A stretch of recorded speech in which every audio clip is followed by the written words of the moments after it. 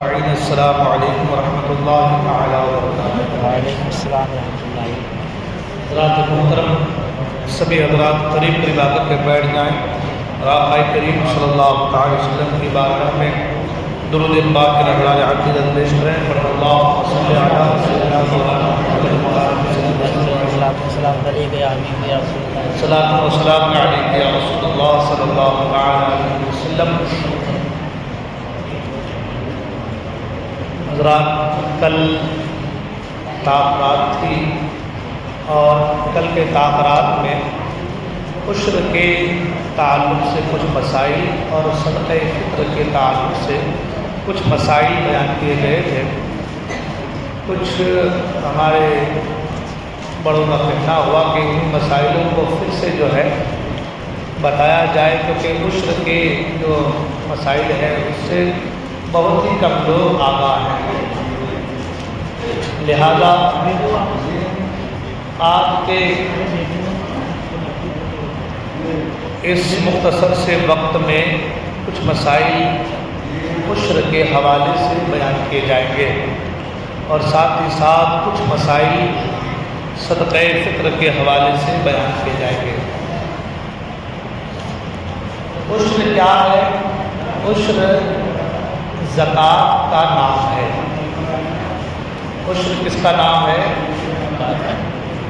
عشر جو ہے زکوٰۃ کا نام ہے۔ جس طریقے سے سونے، چاندی، پیسے کی زکوٰۃ ہے، اسی طریقے سے زراعت، کھیتی، پھول پھل، جس کی کھیتی ہوتی ہے اس کے اوپر جو زکوٰۃ بنتی ہے، اس زکوٰۃ کا نام عشر رکھا گیا، اس کو عشر کہتے ہیں۔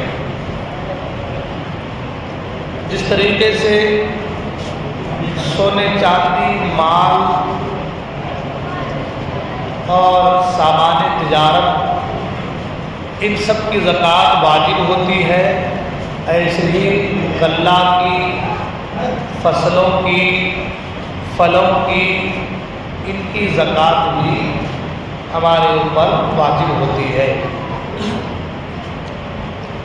تو سونے، چاندی اور پیسے، مال تجارت کے تعلق سے، زکوٰۃ کے تعلق سے ہم بارہا سنتے آئے ہیں، ہر بار بیان بھی ہوتا ہے، لیکن عشر کے تعلق سے بہت ہی کم مسائل بیان کیے جاتے ہیں۔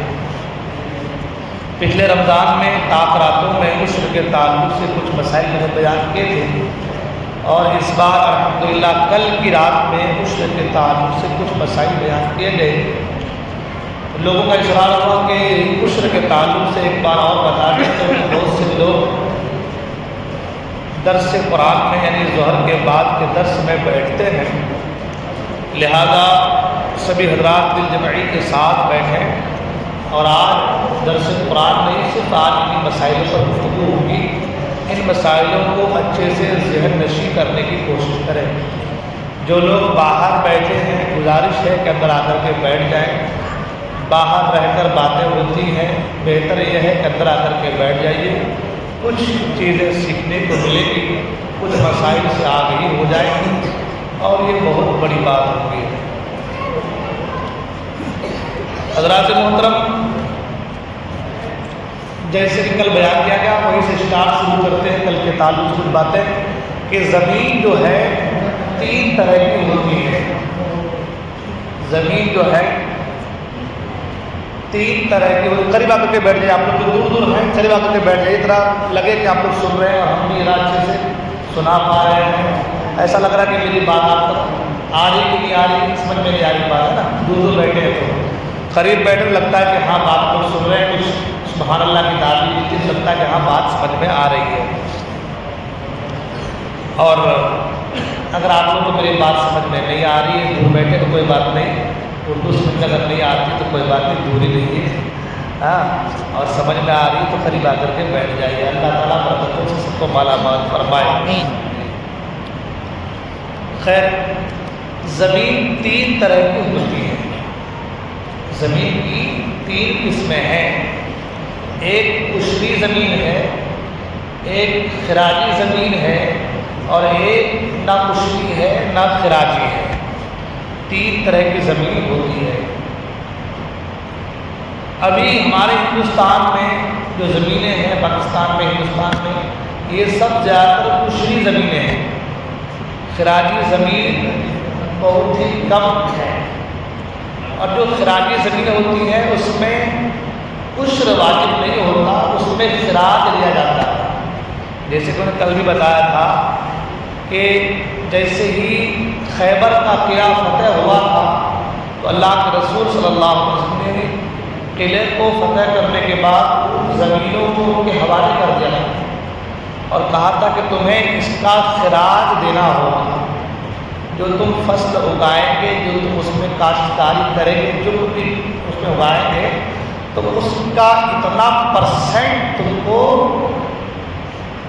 اسلامی دارالحکومت یا اسلامی جو بھی اس وقت کے بیت المال تھے، آپ کو اس میں جمع کرنا ہوگا، ہے نا۔ تو وہ ہوتی ہے خراجی زمین، وہ ہوتی ہے خراجی زمین۔ اور عشری زمین جو ہمارے قبضے میں ہے یا جس کو بادشاہ اسلام نے قبضہ کر کے ہمیں دے دیا ہے، یا جو پہلے ہی سے مسلمانوں کے انڈر میں ہیں، ان کو کہتے ہیں عشری زمین، ان کو کہتے ہیں ان کو کہتے ہیں عشری زمین۔ ان زمینوں پر جو بھی ہم کھیتی باڑی کرتے ہیں تو اس میں سے ہمیں عشر ہمارے پر واجب ہوتا ہے، وہ نکالنا پڑتا ہے۔ عشر جو ہے واجب ہے، عشر کیا ہے؟ واجب ہے، ان کو دینا ہی ہے۔ اگر کوئی نہ دے تو بادشاہ اسلام جبراً اس سے لے سکتا ہے، جبراً اس سے عشر وصول کر سکتا ہے، اور جب بادشاہ اس سے جبراً وصول کرے گا تو اس کا عشر ادا ہو جائے گا، مگر وہ ثواب کا مستحق نہیں ہوگا۔ اور اگر وہ اپنے سے ادا کر رہا ہے تو اس کا عشر بھی ادا ہوگا اور وہ مستحق ثواب بھی ہوگا۔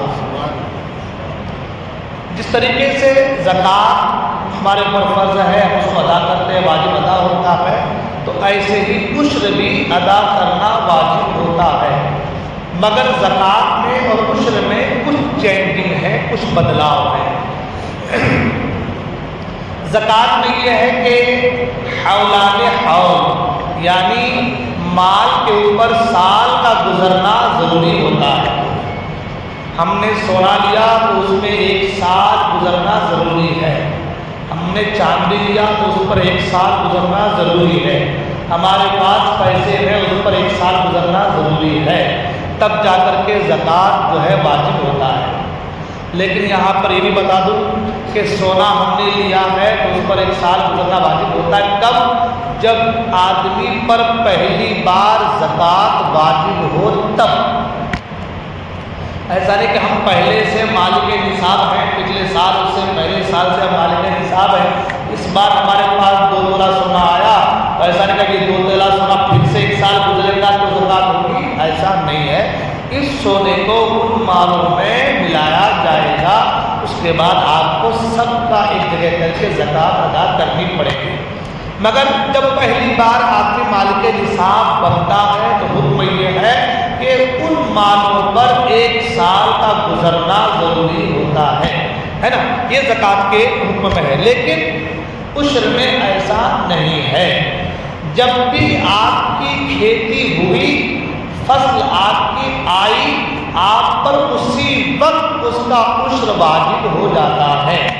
اس پر 1 سال گزارنا کہ بھائی ہماری کیلی لگ گئی اس سال، اب اس سال کا بیچ دیتے ہیں، اگلے سال آئیں گے، 1 سال گزرے گا تب جا کر کے ہم کو عشر دینا پڑے گا، ایسا نہیں ہوتا۔ کیلی کون گھر میں سنبھال کے رکھے گا، گیہوں کون 1 سال تک گھر میں سنبھال کے رکھے گا؟ اور زکوٰۃ کا حکم کیا ہے؟ آپ کے پاس 50 لاکھ روپے ہیں، سال بھر آپ نے دھوم دھڑکے سے خرچ کر دیا، 45 لاکھ خرچ کر دیا، اس 45 لاکھ کی آپ کے اوپر زکوٰۃ نہیں ہے، جو 5 لاکھ آپ کے پاس بچا ہے اس پر زکوٰۃ ہے۔ دیکھیں کچھ لوگ کہتے ہیں یہ تو ٹیکس ہے، زکوٰۃ کو کیا کہتے ہیں؟ غیر لوگ ٹیکس ہے، وصول کر رہے ہیں، غلط ہے۔ ٹیکس میں اور زکوٰۃ میں بہت بڑا انتر یہ بھی ہے کہ ٹیکس آپ جتنا کما رہے ہیں، سال بھر میں جتنا آپ نے کمایا پورے سال میں اگر آپ نے 50 لاکھ کمایا ہے تو 50 لاکھ کا ٹیکس آپ سے وصول کیا جائے، آپ کو دینا ہوگا، ہے نا۔ لیکن زکوٰۃ میں یہ نہیں ہے، زکوٰۃ میں کہہ رہا ہے کہ تمہارے پاس جو بچا ہے اس پر زکوٰۃ ہے نا۔ تو ٹیکس میں اور زکوٰۃ میں فرق ہوا کہ نہیں ہوا، ایک چیز۔ اور دوسری چیز یہ ہے کہ ٹیکس جب ہم دیتے ہیں تو ہمارا پیسہ مالداروں کے پاس جاتا ہے نا، جو اس کا مستحق نہیں ہے اس کے پاس جاتا ہے۔ اور زکوٰۃ جب ہم دیتے ہیں تو ہمارا پیسہ جو اس کا مستحق ہے اس کے پاس جاتا ہے نا، غریبوں کو دینے کا حکم ہے۔ یہاں تک کہ اگر کسی کے پاس 52.5 تولہ چاندی ہے، کچھ بھی نہیں، 52.5 تولہ چاندی کسی کے پاس، پہلے کا حساب ہے نا سمجھانے کے لیے، کسی کا اتنا ہے تو آپ اس کو زکوٰۃ نہیں دے سکتے، وہ زکوٰۃ نہیں دے سکتا۔ لیکن کچھ بھی نہیں اس کے پاس، صرف اتنا ہی ہے، نہیں دے سکتے آپ، اور نہ وہ لے سکتا۔ کیوں؟ اس لیے کہ وہ نصاب کی حد تک پہنچ چکا ہے، وہ نصاب کی۔ اور ایک مسئلہ یہ کہ ایک آدمی کروڑ پتی ہے، ارب پتی ہے، مسافر ہے، اس کے پاس ابھی کچھ نہیں ہے، اس کو آپ زکوٰۃ دے سکتے ہیں، وہ زکوٰۃ لے سکتا ہے۔ تو اسلام کا نظام کیا ہے؟ اسلام یہ کہتا ہے کہ حالات کو دیکھو، معاملات کو دیکھو، جذبات کو دیکھو، پہلے کیا ہے آگے کیا ہوگا اس کو اللہ میں چھوڑو۔ ابھی وہ کس پوزیشن میں ہے، ابھی وہ کس سچویشن میں ہے، ابھی کو دیکھو، ابھی اس کے کو بہتر بنانے کی کوشش کرو، ہے نا۔ تو اس سے ہمیں یہ سمجھ میں آیا کہ ٹیکس میں اور زکوٰۃ میں بڑا انتر ہے۔ کل کو کوئی ہمیں کہہ دے کہ یہ زکوٰۃ ایک ٹیکس کی طرح ہے تو ہم کیا کہیں؟ نہیں، زکوٰۃ ٹیکس کی طرح نہیں ہے۔ کروڑ پتی ہے مگر مسافر ہے، اب وہ زکوٰۃ لے سکتا ہے نا۔ گھر میں کچھ بھی نہیں ہے مگر اتنا پیسہ ہے کہ جس سے وہ 7.5 تولہ سونا خرید سکتا ہے، تو وہ زکوٰۃ لے نہیں سکتا، اس کا زکوٰۃ لے نہیں سکتے، ہے نا۔ تو یہ ٹیکس میں اور زکوٰۃ میں بہت بڑا انتر ہے۔ تو خیر آئی بات، عرض یہ کر رہا تھا کہ زکوٰۃ میں حولان حول، سال کا گزرنا ضروری ہوتا ہے، مگر عشر میں حولان حول نہیں ہے۔ جب بھی پیداوار آپ کی، کھیتی آپ کی ہری بھری ہو گئی، اب آپ کے اوپر اس کا عشر واجب ہے۔ ایک سال میں اگر 3 بار آپ کی کھیتی ہوتی ہے تو 3 بار آپ پر عشر واجب ہے۔ اچھا، ایک چیز یہ بھی کہ زکوٰۃ میں مالک نصاب کا ہونا ضروری ہے نا، کہ بھائی ایک حد کر دیا، ایک حدود ہے کہ بھائی اتنے سونے ہوں گے تبھی زکوٰۃ ہے، اتنی چاندی ہوں گی تبھی زکوٰۃ ہے، اتنے پیسے ہوں گے جو اتنے تولے سونے چاندی کے برابر ہو جائیں تبھی زکوٰۃ، یعنی ایک نصاب مقرر کر دیا۔ عشر کے لیے کوئی نصاب نہیں ہے، یعنی آپ کا 100 من گیہوں نکلا ہے تو بھی عشر واجب ہے، 10 من نکلا ہے تو بھی آپ کے اوپر عشر واجب ہے۔ یعنی جتنا نکلا ہے آپ کی کھیتی ہے، وہ کیلی ہے، گیہوں ہے، باجرہ ہے، جوار ہے، مکا ہے، دھان ہے، چاول ہے، روئی ہے، کپاس ہے، جو بھی ہے، جتنا بھی نکلے آپ پر اس کا عشر واجب ہے۔ ایک چیز یہ ہے کہ عشر واجب کب ہوتا ہے؟ جب ہمیں کسی کھیت سے منافع حاصل کرنا مقصود ہو۔ کیلی لگاتے ہیں، منافع حاصل کرنا مقصود ہے، دھان، چاول، گیہوں، جو، باجرہ کیوں لگاتے ہیں؟ یہ منافع۔ تو جس کھیت سے منافع حاصل کرنا مقصود ہو اس پر عشر واجب ہے، اور جس کھیت سے منافع حاصل کرنا مقصود نہیں اس پر عشر واجب نہیں ہے۔ بیگن کی ترکاری ہے، وہ کچھ بھی کانٹے لگ گئے ہیں، کچھ بھی کھیت میں ہمارے کچھ آئے ہیں، لگا دیے گئے، جس سے ہمارا فائدہ حاصل کرنا مقصود نہیں ہے تو اس پر عشر واجب نہیں لیکن ہاں کوئی بیگن کی کھیتی کر رہا ہے، بیگن اس لیے بول رہا ہے کہ بھائی کوئی بیگن کی کھیتی کر رہا ہے، کیوں کر رہا ہے؟ اس سے نفع حاصل کرنا مقصود ہے، تو اب اس پر جو ہے کچھ رواج ہے۔ کوئی جو ہے تھوڑی سی لگا لیا آپ نے، 2-4 بیگن لگا لیا، کہ گھر کی کھیتی لگا لی، کہ اپنے گھر کے کھانے کے کام آئے، اس پر کچھ رواج نہیں۔ مطلب یہ ہے کہ جس سے نفع حاصل کرنا، کیلی کوئی پورا گھر پہ نہیں کھاتا ہے نا، گیہوں کوئی اسٹیج لگا کر پورا گھر پہ کھائیں، چاول کوئی پورا اسٹیج 10 بیگھے لگاتا کہ پورا گھر پہ کھائیں، اس سے کیا ہوتا ہے؟ فائدہ حاصل کرنا مقصود ہوتا ہے۔ تو جس زمین سے فائدہ حاصل کرنا مقصود ہو اس پر عشر واجب ہے۔ عشر جو ہے میں نے کل بھی کہا تھا کہ عشر جو ہے نا 10واں حصہ ہے۔ کتنا حصہ ہے؟ 10واں حصہ۔ عشر جو ہے نصف حصہ بھی ہوتا ہے نا۔ کل اس کی تھوڑی وجہ تسمیہ بھی میں نے بیان کی تھی کہ عشر کو عشر کیوں کہتے ہیں، ہے نا۔ عربی میں ایک لفظ ہے عشرہ، عشرہ کا معنی ہوتا ہے 10، ہے نا۔ بتایا نا عشرہ کا معنی کیا ہوتا ہے؟ 10۔ احد عشرہ قرآن مجید میں ہے نا، حضرت یوسف علیہ السلام کے بھائیوں نے آپ کو سجدہ کیا تھا، آپ نے خواب دیکھا تھا، خواب کا ذکر ہے کہ احد عشرہ 11 تارے، احد عشرہ کوكبا 11 تارے مجھے سجدہ کر رہے تھے، آپ نے خواب دیکھا تھا۔ تو عشرہ کا معنی ہوتا ہے 10۔ اور کیونکہ جو بھی ہم کھیتی کرتے ہیں اس کا 10واں حصہ نکالنا پڑتا ہے، اس لیے اس کو کہا گیا عشر۔ اس کو کیا کہا گیا؟ عشر۔ 10واں حصہ ہم کو کھیتی کا نکالنا ہوتا ہے۔ تو معلوم ہو گیا کہ ہمیں جو ہے جس کھیتی سے ہم نفع حاصل کرتے ہیں اس میں عشر ہے نا، ہم کو ادا کرنا ہوگا۔ اپنے مکان یا جو ہے مقبرہ، ان میں اگر کسی نے کھیتی کی تو اس پر عشر واجب نہیں ہے، ٹھیک ہے۔ پہاڑوں میں، جنگلوں میں جو کھیتی ہوتی ہے تو اس پر بھی عشر واجب ہے۔ کب؟ جب بادشاہ اسلام جو ہے ان کو دشمنوں سے، دوسروں سے بچا کر کے اس کی آب بیاری کرنے کا، آبپاشی کرنے کا حکم دے تھا، ٹھیک ہے نا۔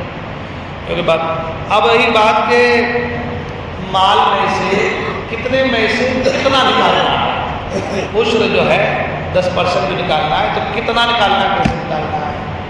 تو فرمایا گیا، حدیث پاک اس کو ذکر فرمایا گیا ہے کہ جو کھیتی آسمان کی بارش سے، پانی سے، یا ندی نالے کے پانی سے ہوتی ہو، جو کھیتی، جو زراعت، جو فصل آسمان کے بارش پانی سے یا ندی نالے کے پانی خود بخود ہوتی ہو، اس میں 10واں حصہ، اس کو عشر کہا گیا۔ اس میں کتنا حصہ ہے؟ 10واں حصہ۔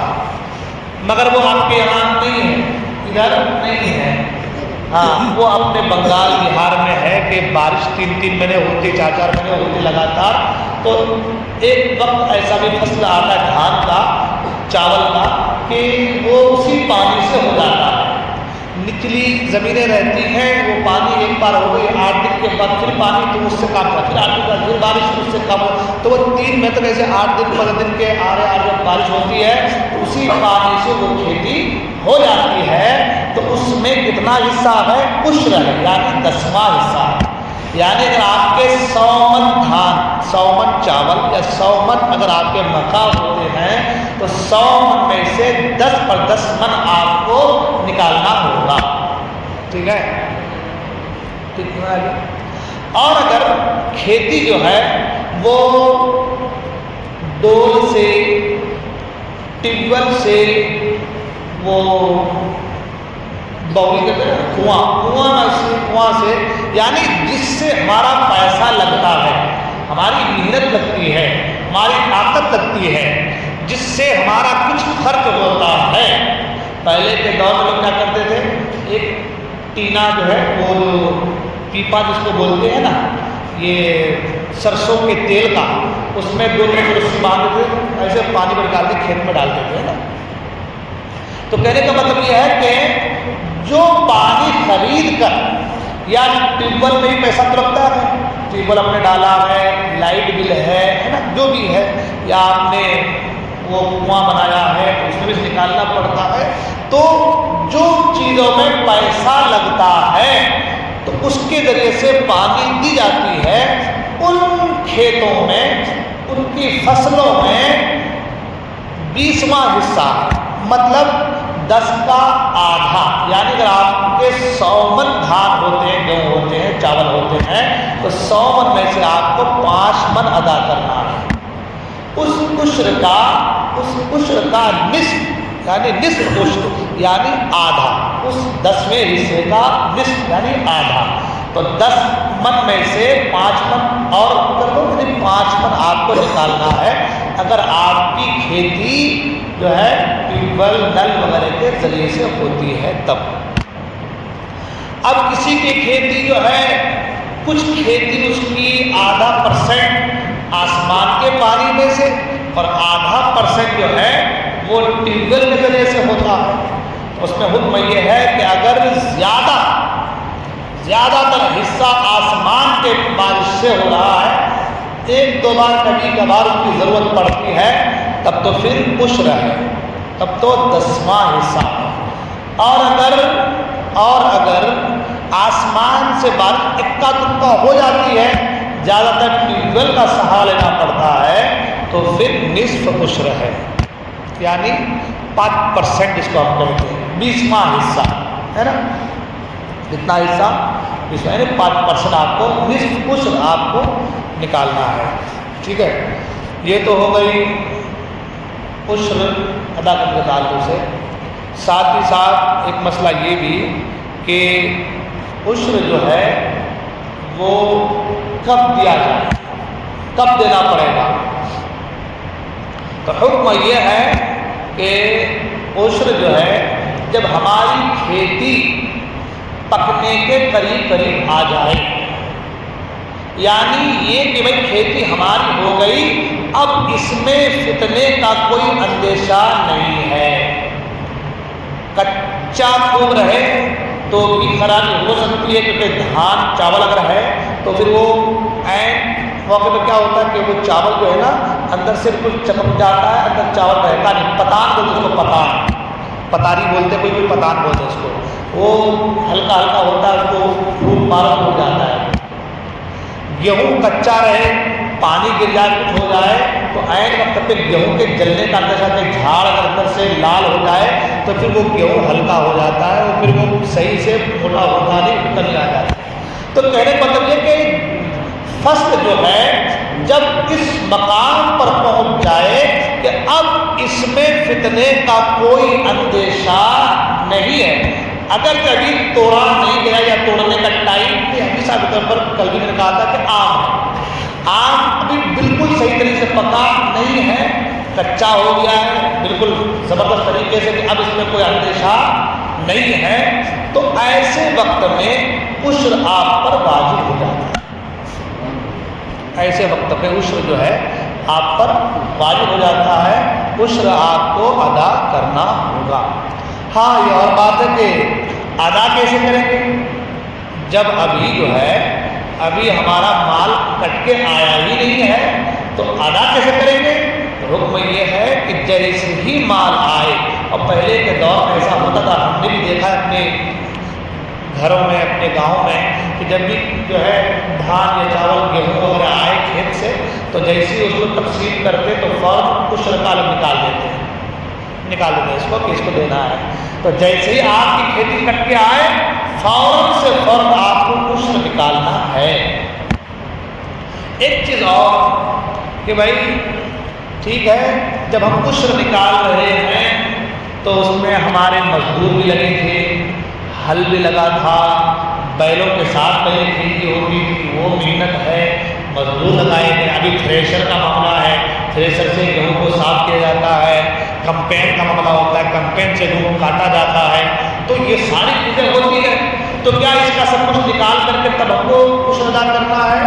تو ایسا نہیں ہے، ایسا نہیں ہے. آپ نے اس میں جو بھی ہل بیل، کھیتی میں جو بھی بیج وغیرہ لگائے ہیں کہ ان کا پیسہ نکال کر کے اس کے بعد اس دیں گے، ایسا نہیں ہے۔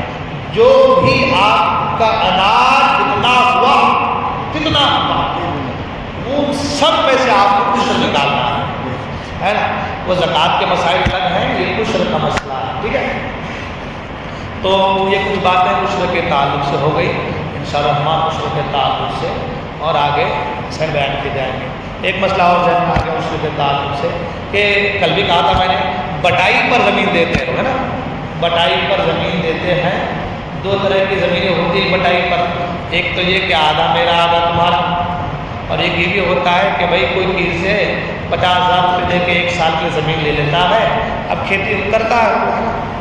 تو اگر آدھا میرا آدھا آپ کا ہے، دونوں نے مل کر کے لگائی ہے، کھیتی کی ہے، تو دونوں پر عشر واجب ہے۔ مثال کے طور پر آدھا زمین آپ کی ہے، پیسہ میں نے دیا ہے، دونوں مل کے کھیتی کر رہے ہیں، جو بھی ہے نا، یا ایک ساتھ ہی دونوں مل کر کے کھیتی کر رہے ہیں، جو بھی ہے، تو اب 100 من ہوا تو 50 من آپ کے چلے گئے، 50 من میرے آ گئے، تو آپ کے 50 من میں سے آپ کو عشر نکالنا ہے، میرے 50 من میں سے مجھے عشر نکالنا ہے۔ یا یوں بھی ہو سکتا ہے کہ دونوں میں ایک جگہ ہے، 100 من میں سے عشر، بھائی دونوں طرف سے عشر نکال دو، اس کے بعد آپس میں بانٹتے ہیں، تو یہ بھی ہو سکتا ہے نا۔ لیکن اگر کسی نے جو ہے کسی زمین لے لیا ہے 50,000 دے کر کے 1 سال کے لیے کہ اب میں اس کو لگاؤں گا، تو اب عشر جو ہے، جو کاشتکاری کر رہا ہے، جو کھیتی کیا، اس پر واجب ہے، اس پر ہے، جس نے کھیت دیا ہے اس پر عشر واجب نہیں ہے، کیونکہ وہ تو پیسہ لے لیا نا۔ اب اس کا جو مسئلہ آئے گا، اس کے پیسے پر زکوٰۃ کا مسئلہ آئے گا، اس کے پیسے پر زکوٰۃ کا مسئلہ آئے گا، اس پر عشر کا مسئلہ نہیں آئے گا۔ عشر کا مسئلہ کس پر آئے گا؟ جس نے کھیتی کی ہے اس پر عشر کا مسئلہ آئے گا۔ یہ کچھ مسائل عشر کے تعلق سے تھے۔ صدقہ فطر کے مسائل، صدقہ فطر کے مسائل سن لیں۔ اچھا بات اور آ گئی ہے عشر کے تعلق سے۔ عشر میں نابالغ مجنون یعنی عاقل بالغ ہونا ضروری نہیں ہے۔ ہاں، کوئی اگر پاگل ہے اور اس نے کھیتی کیا ہے یا اس کے طرف سے کسی نے کھیتی کر دیا ہے تو بھی اس پر عشر واجب ہے۔ عشر کے لیے یہ بھی ضروری نہیں ہے کہ بھائی کھیتی دوسرے نے کیا ہے، میں مالک ہوں، کھیتی دوسرے نے کیا ہے، تو اگر میری اجازت سے، اس کا معذور میری اجازت سے کوئی کھیتی کیا ہے تو بھی اس پر عشر واجب ہے۔ اگر کوئی نابالغ نے کھیتی کیا ہے تو بھی اس پر عشر واجب ہے۔ یہ عشر کا مسئلہ ہے۔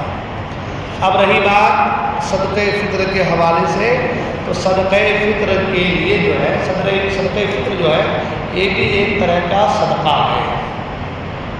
حضور نے فرمایا کہ مدینے کے گلیوں میں اعلان کر دو کہ صدقہ فطر واجب ہے، صدقہ فطر جو ہے واجب ہے۔ بہت سارے مسئلے ہو گئے، آپ لوگ غور تو نہیں ہو جا رہے نا، انشاءاللہ بیان کرتا ہوں، بیان کرتا ہوں، سب بیان کریں انشاءاللہ۔ صدقہ فطر جو ہے کیا ہے؟ واجب ہے نا۔ صدقہ فطر کس پر واجب ہے؟ جو مالک نصاب ہے اس پر صدقہ فطر واجب ہے۔ جس طریقے سے زکوٰۃ کے لیے مالک نصاب ہونا ہے، ویسے صدقہ فطر کے لیے بھی مالک نصاب ہونا ہے، مگر صدقہ فطر کے مالک نصاب ہونے پر اور زکوٰۃ کے مالک نصاب ہونے پر تھوڑا سا فرق ہے نا۔ یعنی زکوٰۃ میں مال نامی کا ہونا بھی ضروری ہے۔ مال نامی سے مراد یہ ہے جس مال میں بڑھوتری ہوتی ہے، جس مال میں بڑھوتری ہوتی ہے، حاجت اصلیہ سے فارغ ہونا بھی ضروری ہے، اس میں حولان حول کا ہونا بھی ضروری ہے، سال کا گزرنا بھی ضروری ہے۔ لیکن صدقہ فطر کا مسئلہ یہ ہے کہ حاجت اصلیہ کے علاوہ گھر میں کوئی چیز جس کو ہم استعمال نہیں کرتے ہیں ان سب کو اس میں جوڑا جائے گا۔ اور صدقہ فطر کے مسائل میں یہ ہے کہ اگر کوئی آدمی عید الفطر کی صبح صادق کے بعد اگر اس کے پاس اتنا پیسہ آ گیا جتنے سے وہ نصاب کی حد تک پہنچ جاتا ہے تو اب اس کے اوپر 1 سال گزرنا ضروری نہیں ہے، اس کے اوپر صدقہ فطر واجب ہے. ٹھیک ہے. اور صدقہ فطر جو ہے مسلمان پر واجب ہے، مسلمان کو دینا ضروری ہے نا. صدقہ فطر جو ہے باپ اپنی طرف سے اپنے نابالغ اولاد کی طرف سے ادا کرے گا، ہے نا.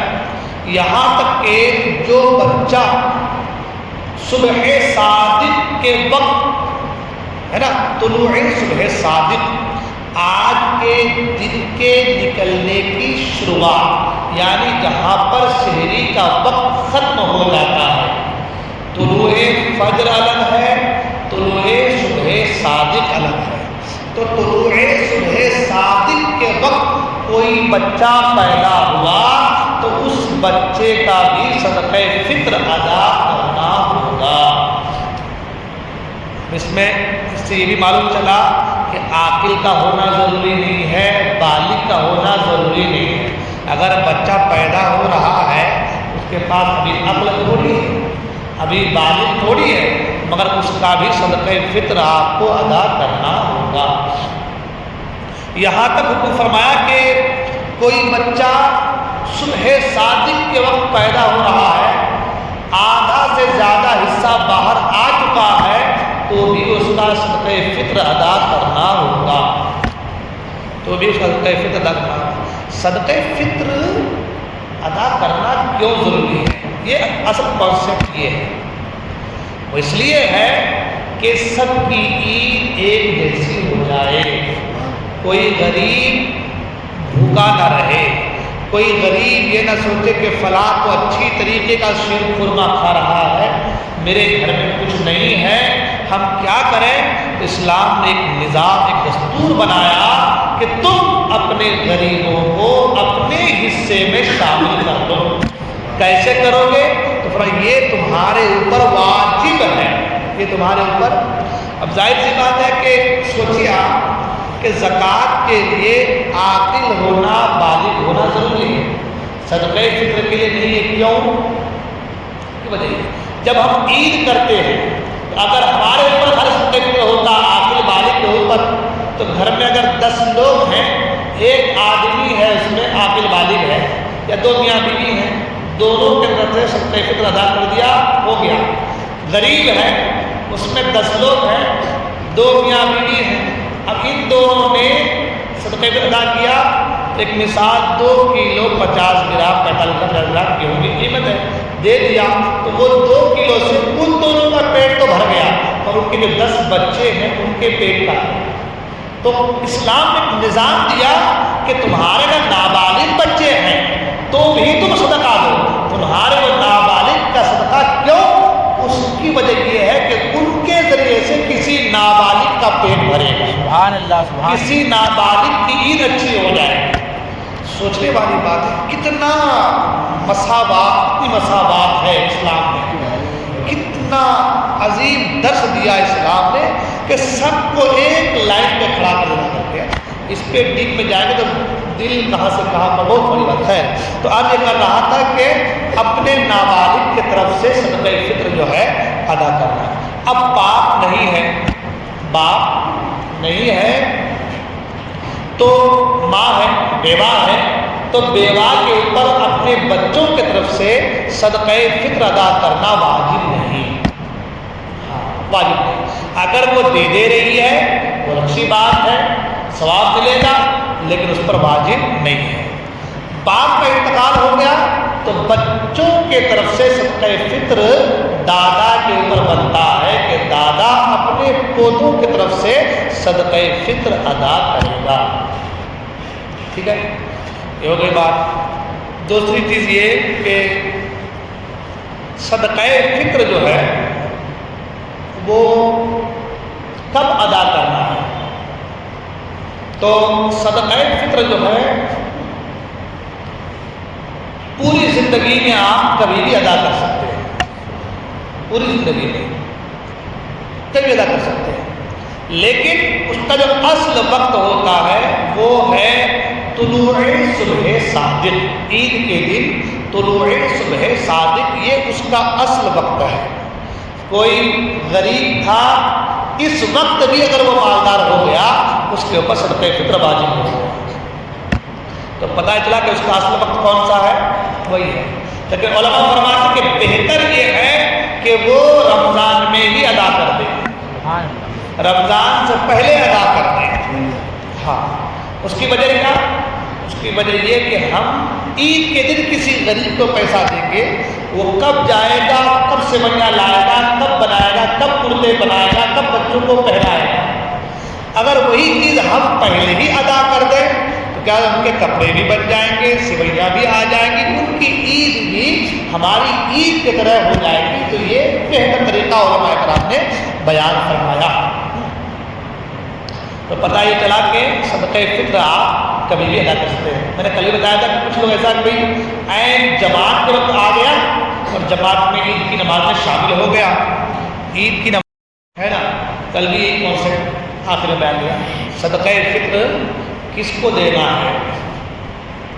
تو صدقہ فطر اس کو دے سکتے ہیں جس کو ہم اور آپ زکوٰۃ دے سکتے ہیں، ہے نا۔ صدقہ فطر کا مصارف وہی ہے جو زکوٰۃ کا مصارف ہے، یعنی جو زکوٰۃ لے سکتا ہے، جس کو ہم زکوٰۃ دے سکتے ہیں وہ صدقہ فطر بھی لے سکتا ہے، اس کو ہم صدقہ فطر بھی دے سکتے ہیں۔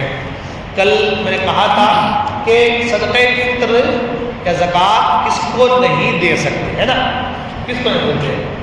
تو جو اپنی اصل ہے اس کو اور جو اپنی نسل ہے اس کو آپ زکوٰۃ نہیں دے سکتے، ان کو صدقہ فطر بھی نہیں دے سکتے۔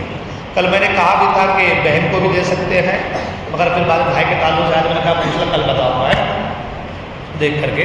تو خیر عرض کر رہا تھا کہ اپنی اصل اور اپنی نسل، اصل سے مراد باپ، دادا، دادی، نانا، نانی، یہ لوگ جو ہیں ان کو ہم زکوٰۃ نہیں دے سکتے اور ان کو ہم صدقہ فطر بھی نہیں دے سکتے۔ نیچے ہمارے بیٹا، بیٹی، نواسا، نواسی، پوتا، پوتی، ہے نا، یہ ہماری نسل ہیں، ان کو بھی ہم زکوٰۃ نہیں دے سکتے، ان کو ہم صدقہ فطر نہیں دے سکتے۔ شوہر بیوی کو، بیوی شوہر کو زکوٰۃ نہیں دے سکتی، صدقہ فطر نہیں دے سکتی، شوہر نہیں دے سکتا، ٹھیک ہے۔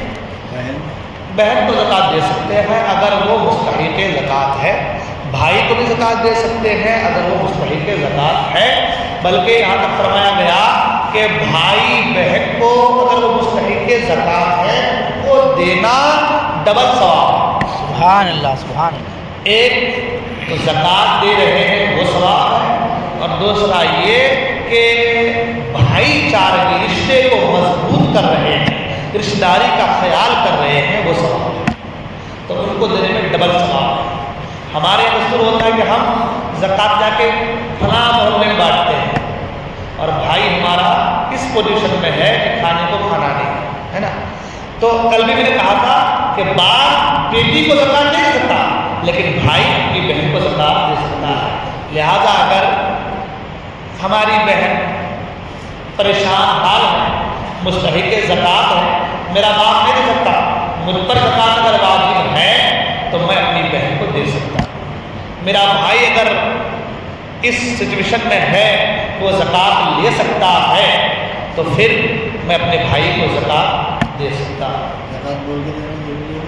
نہیں، زکوٰۃ بول کے دینا ضروری نہیں ہے، دل میں نیت کر لیے اور ان کو دے دیے، زکوٰۃ ادا کرے۔ یہاں تک کہ اگر کوئی بہت غیور آدمی ہے کہ بھائی ان کو دھوکہ تو لے گا نہیں، ایسے بھی دھوکہ تو لے گا نہیں، میں نہیں لیتا، غیرت مند آدمی ہے، حکم یہ ہے کہ وہ ان کو اگر آپ قرض کا نام لے کر کے لے، قرض کے رکھ لے، یہ رکھ لے، خرچ کر لے، رکھ لے، بعد میں آئے تو لوٹا دینا، یہ کہہ کے بھی اگر آپ زکوٰۃ دے رہے ہیں اور نیت دل میں ہے کہ میں زکوٰۃ دے رہا ہوں تو بھی آپ کی زکوٰۃ ادا ہو جائے گی۔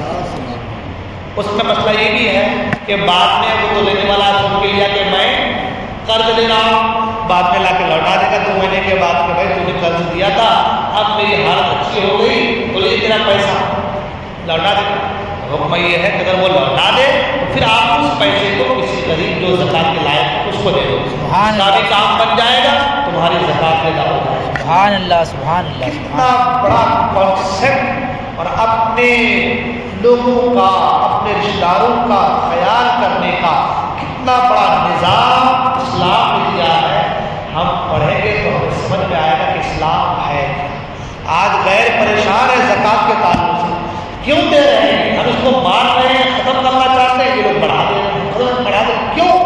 یہ پریشان ہے کہ ہمارے بھی یہ چیز نہیں ہے، وہ کہہ رہے کہ ہمارے بھی چیز نہیں ہے۔ تو ان چیزوں کے بعد کچھ خوش بھی ہیں، کچھ لوگ کچھ غیر خوش بھی ہیں کہ بھائی کتنا بڑا درس دیا اسلام نے ان کو کہ اپنے غریبوں کو کس طریقے سے خیال کرتے ہیں کہ کسی کی مدد بھی ہو جاتی ہے اور اس کو اپنی غیرت کا، اپنی مجبوری کا احساس بھی ہے کہ یہ ہمارے اوپر فرض ہے اس لیے ادا کر رہا ہوں، تیرے اوپر احسان نہیں کر رہا، آپ کے اوپر احسان نہیں کر رہا ہوں کہ ہمارے اوپر فرض ہے، بوجھ ہے میرے اوپر، یہ میرے مال کا میل ہے، بوجھ ہے میرے اوپر، مجھے دینا ہی ہے، تو تمہارا احسان ہے کہ تم میرے مال کو، میرے مال کے میل کو لے لے رہے ہو۔ تو ایک ایسا درس دیا ہے کہ جو کسی اور مذہب میں نہیں ہے۔ تو بہت سے لوگ جلے ہوئے بھی ہیں اور بہت سے لوگ خوش بھی ہیں، اور ہمارا حال یہ ہے کہ ہم زکوٰۃ کے مسائل میں نہیں خوش، پوچھ لیں گے تو لمبی فہرست ہماری نکل جائے گی تو دینا پڑے گا۔ ابھی جتنی مل رہی اتنی دے دے رہے ہیں، ہمارا کام بن جا رہا ہے، جتنی دے رہے ہیں ہمارا کام چل رہا ہے، ہم کہتے ہیں اب تو زکوٰۃ نکال دیے، کچھ ہے کہ تو لمبی فہرست نکلے گی نا۔ اور کچھ لوگ ہیں بار بار پوچھتے ہیں بس حضرت کیا ہے، حضرت کیا ہے، کیوں ان کو پتہ ہے یہ دنیاوی زندگی چند دن کی ہے، اور پھر یہ مال کا میل، ہم نے نہیں کہا، حضور نے فرمایا کہ مال کا میل ہے، ہاں تو جب فرما دیا گیا ہے تو اب کیا حکم ہے کہ بھائی اس کو جلدی سے ہٹاؤ، میل کو دور کرو، بدن میں میل لگے تو دور کر، صابن سے دھو کے دور کر دے نا، یہ مال کا میل دور کرو، اس کے دور کرنے سے کیا ہوگا، آپ کا مال پاک و صاف ہو جائے گا۔ مال کی وجہ روزہ رکھ رہے ہیں، روزے میں کچھ کمی بیشی ہو جائے، صدقہ فطر دو، کیا ہوگا، تمہارے روزے میں جو کمی بیشی آ گئی ہے اس صدقہ فطر کی وجہ سے وہ کمی بیشی دور ہو جائے، سبحان اللہ سبحان اللہ، خرابی دور ہو جائے۔ ہاں تو ہمارے اعمال کو پاک کرنے کا اللہ نے ذریعہ بنا دیا، کسی کا پیٹ بھی بھر رہا ہے، آپ کا مال بھی پاک ہو رہا ہے، کسی کا پیٹ بھی بھر رہا ہے، نیند بھی اچھی ہو جا رہی ہے، اور آپ کے روزے کی کمیاں بھی دور ہو جا رہی ہیں، کتنا بڑا کانسیپٹ ہے۔ تو خیر یہ ہو گئی بات صدقہ فطر دینے کے تعلق سے۔ تو صدقہ فطر آپ غریبوں کو، مسکینوں کو، محتاجوں کو، ان کو دے سکتے ہیں۔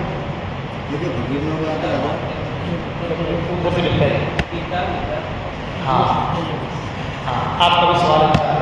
مقدار جو ہے 2 کلو 45 گرام یعنی 50 گرام، ہاں گیہوں یا اس کا آٹا یا اس کی قیمت ہے نا، چھہارے کا بھی اس میں ذکر ہے، مکہ کا بھی اس میں ذکر ہے، اس کے اوپر جوڑیں گے تو 1000 روپے کے اوپر جائے گا، ہے نا۔ تو ہم لوگ اب حکومت وسطی ہے نا، مڈل کلاس لوگ ہیں، ہے نا، اور جب ہمارا اس سے کام بن جا رہا ہے اس کو بھی دینا چاہیں تو اچھی بات ہے، لیکن بہتر جو علماء نے جو اس کو زیادہ فوقیت دی گئی، جس کو راجہ کہا تھا وہ یہ ہے کہ 2 کلو 50 گرام گیہوں یا اس کی قیمت۔ مگر ایک چیز، گیہوں سے مراد یہ نہیں کہ ہم کھا رہے ہیں 30 روپے والا گیہوں اور ہم دے رہے ہیں کنٹرول کا 12 روپے والا گیہوں، تو یہ صدقہ فطر ادا نہیں ہوگا، اس چیز کا خیال رکھیں۔ جو آپ کھاتے ہیں یہ کیوں کہا گیا، یہ اس لیے کہا گیا کہ جو اپنے لیے پسند کرتے ہو وہی دوسرے کے لیے پسند کرتے ہے نا۔ تو اگر آپ کھا رہے 30 روپے والے کلو والا گیہوں اور آپ دیکھیں 12 روپے کلو والا گیہوں، تو آپ کا دینا یہ فائدے مند ثابت نہیں ہوگا۔ دنیا کی طرف آپ کہیں کہ ہم نے دے دیا، مگر دل آپ کا کہہ رہا ہے کہ جو دینا تھا وہ نہیں دیا۔ ہم کھا رہے ہیں وہ نہیں کھلایا۔ اور حضور نے فرمایا کہ جو مومن وہ ہے، مومن کی نشانی یہ ہے کہ وہ اپنے لیے غیروں کے لیے وہی پسند کرتا ہے جو اپنے لیے پسند کرتا ہے۔ سبحان اللہ، ہے نا، ایمان کی علامت یہ ہے۔ آپ جو چاہتے کہ یہ مجھے اچھی لگ رہی ہے تو یہی اچھی چیز کو آپ دوسروں کے پسند کر رہے ہیں تو آپ کا ایمان مضبوط ہے، کام ہے نا۔ تو کہنے کا مطلب یہ ہے کہ اگر ہم 30 روپے اچھا گیہوں کھا رہے ہیں تو ہم کو 2 کلو گیہوں 30 روپے کلو 60 روپے ہوتا ہے، ادھر 10 روپے کلو 70 روپے کی سال۔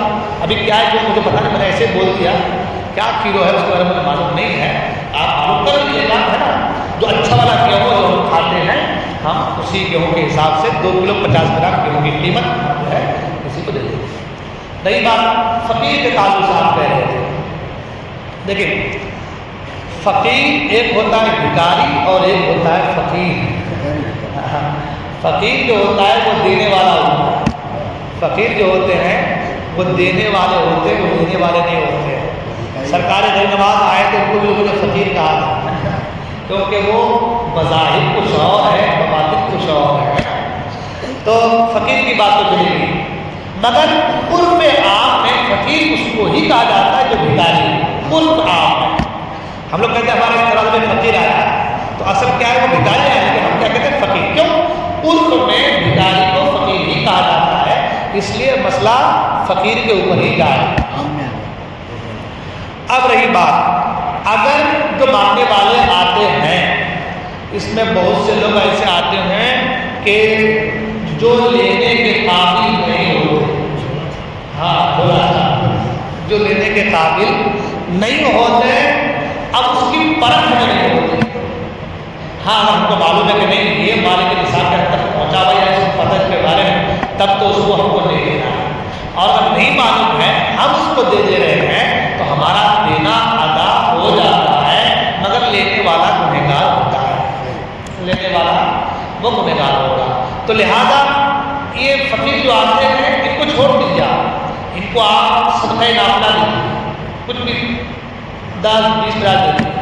آپ کے قریب میں، آپ کے رشتہ داروں میں، آپ کے اپنوں میں تلاش کیجیے کہ میرا یہ فلاں ہے، دیکھا بھلا ہے، اس کے گھر کی حیثیت کنڈیشن کیا ہے، وہ تو ہم کو پتا ہے۔ میرا تقاضات بھائی ہے، میرا قیادات بھائی ہے، پذار بھائی ہے، میرے رشتہ دار ہیں جو کہ اس کنڈیشن میں ہیں کہ بیمار ہیں، ابھی گھر میں کمانے والا کوئی نہیں، نفسی کا عالم ہے، ہم ادھر ہو جائیں، ان کو دے کے ان کے دل میں ہماری محبت بھی بیٹھے گی، ہمارا دینا بھی ہو جائے گا، رشتہ داری ہماری مضبوط بھی ہے نا۔ حضور نے فرمایا ہے کہ رشتہ داری کو قطع نہ کرو، جو رشتہ داری کو قطع کرتا ہے اللہ اسے قطع کرے گا، اللہ اسے توڑے گا۔ تو رشتہ داری کو بڑھانے کا حکم ہے، اسے مضبوط کرنے کا حکم ہے۔ ہم کو پتا ہے کہ یہ ہمارا آدمی ہے اور یہ اس سچویشن میں، مگر ہاں سنی ہونا چاہیے، وہابی کو دے کے تو ادا نہیں ہوگا، ہاں دیوبندی وہابی کو دے کے تو ادا نہیں ہوگا، یہ بات بھی ذہن سے رکھیں۔ ہاں کیونکہ وہ کفر مثل کفر میں شامل ہے، اس کو دینے سے ادا نہیں ہوگا۔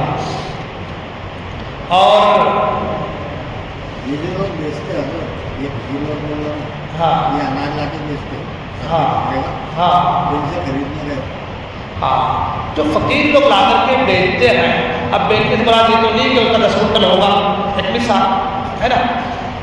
ابھی کے دور میں مالک نصاب ہونے کے لیے میرے خیال سے تقریباً 45 سے 50 ہزار کی لاگت پڑتی ہے نا، شاید 45 سے 50 اور اتنے سے کم کی ثروت کسی کے پاس ہے تو وہ مالک نصاب نہیں ہے اور وہ لے سکتا ہے، اس کو ہم دے سکتے ہیں، ہے نا۔ اب ہم کسی کا دیکھنے گئے نہیں کہ وہ کتنا کر رہا ہے، تو اگر وہ لا کر کے بیچ رہا ہے تو ہم کو تو پتہ نہیں کتنا بیچ رہا ہے، کیا کر رہا ہے، نہیں کر رہا ہے، اس کا عمل اس کے ساتھ ہے نا، اس کا عمل اس کے ساتھ ہے۔ تو وہی سب سے بہتر طریقہ، ایسوں کو 10 20 دے کے چھوڑ دیجیے، اور جو اپنا جو واجب ہے جس کو ہم کو ادا کرنا ہے ان کو اپنے رشتہ داروں کو دیجیے، یہ بہتر طریقہ ہے کہ ہم اس چیز لفظ سے بچ جائیں۔ اور اگر کوئی دے دیا اس کا ادا ہو جائے گا، لیکن وہ گنہگار، کیونکہ وہ انجانے میں دیا ہے، اس کو فقیر سمجھ کر کے دیا۔ میں خریدتا जगह बेचते हैं वो हाँ हाँ हाँ, उससे खरीदना, हाँ उससे खरीदना जायज़ है, हाँ फ़कीर से भाई, क्योंकि वो बेचेगा तो अपनी ज़रूरत को पूरी करेगा, है ना। जब वो बेचेगा तो अपनी ज़रूरत को पूरी करेगा, जब ज़रूरतों को, क्योंकि कोई आदमी गेहूँ तो खा सकता नहीं, है ना, गेहूँ तो खा सकता नहीं, और सिर्फ गेहूँ से उसका घर तो चलेगा नहीं, उसके लिए रोटी बनाने के लिए जो है तेल चाहिए, सब्जी चाहिए, तरकारी चाहिए, गैस चाहिए, राशन चाहिए, बहुत सारी चीज़ें चाहिए। तो ऐसा भी होता है कि वो इन चीज़ों को बेच करके दूसरे रोज़मर्रा की चीज़ों को लेकर के आता है। तो अगर कोई उनसे गेहूँ खरीदना चाहे तो गेहूँ खरीद सकता है, कोई मसाइल उसमें नहीं है। लेकिन जो गेहूँ को खरीद रहा है उस गेहूँ को वो सदक़े फित्र के तौर पर नहीं दे सकता, क्योंकि उनका जो गेहूँ होता है वो 7 किस्मों का होता है। उनका जो गेहूँ होता है वो 7 किस्मों का होता है, कोई कुछ दे रहा है, कोई कुछ दे रहा है, कोई वाला दे रहा है, और आपको जो देना है तो अपने हिसाब वाला देना है ना। तो इसलिए अगर आप उसको ले रहे हैं अपने खाने पीने के लिए तो कोई बात नहीं, लेकिन आपको जब सदक़े फित्र अदा करना है तो आपको ये देखना है कि मैं कौन सा इस्तेमाल कर रहा हूँ।